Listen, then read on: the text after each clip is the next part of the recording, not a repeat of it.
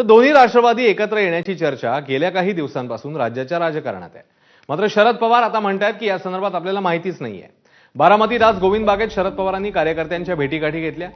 गेल्या काही दिवसात शरद पवार अजित पवारांच्या सातत्याने होणाऱ्या भेटी, त्यांच्यातला संवाद हे सगळं पाहता कार्यकर्त्यांनाही दोन्ही राष्ट्रवादी एकत्र येणार का याची उत्सुकता आहे। काहीच दिवसांपूर्वी एका इंग्रजी दैनिकाला दिलेल्या मुलाखतीमध्ये पवारांनी राष्ट्रवादी संदर्भातला निर्णय नव्या पिढीवर सोपवल्याचं म्हटलेलं होतं।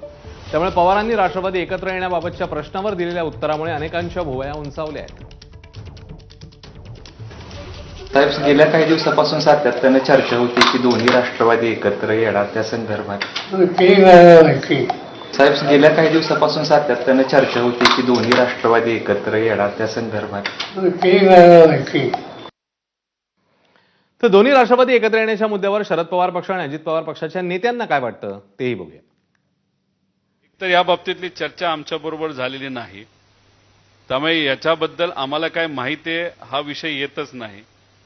सुप्रियाताई आल्यानंतर, कारण साहेबांनी जबाबदारी सुप्रियाताईंवर दिलेली आहे आणि मग सुप्रियाताई जोपर्यंत येत नाहीत आणि याच्याबद्दल स्पष्टपणे बोलत नाहीत तोपर्यंत आम्हाला सुद्धा काय बोलता येणार नाही आणि सांगता येणार नाही। तो मध्यंतरी माहिती आहे, पवार साहेबांनी राजीनामा दिला अध्यक्षपदाचा।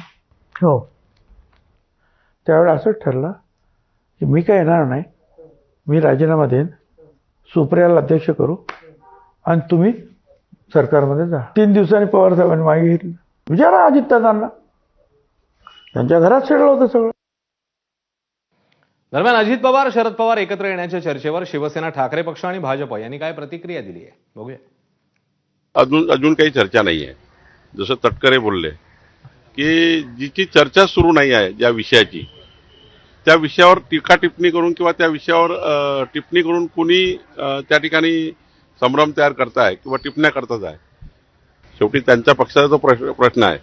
पण माझी माहिती जी आहे, एक राज्याचा भाजपाचा अध्यक्ष म्हणून मी काही माहिती मला असतं, अजून राष्ट्रवादीच्या एकंदरीत विलीनीकरणाची कुठलीही चर्चा आमच्या कानापर्यंत आली नाही। ह्या सगळ्या ज्या चर्चा आहेत या हवेत आहेत। माननीय शरद पवार साहेबांची जी विचारधारा आहे, शाहू फुले आंबेडकर ही विचारधारा घेऊन ती जातात। यशवंतराव चव्हाणांचा वारसा हा माननीय शरद पवार साहेबच या राज्यात आणि देशात चालवत असताना धर्मांध आणि जातीय शक्ती ज्या राज्यात वाढलेल्या आहेत, त्या शक्तींबरोबर माननीय पवार साहेबांसारखा नेता, जो आमचा आदर्श नेता आहे, तो जाईल असं त्यांच्या सहकाऱ्यांना, त्यांच्या समर्थकांना आणि आमच्यासारख्या त्यांच्या चाहत्यांना वाटतं।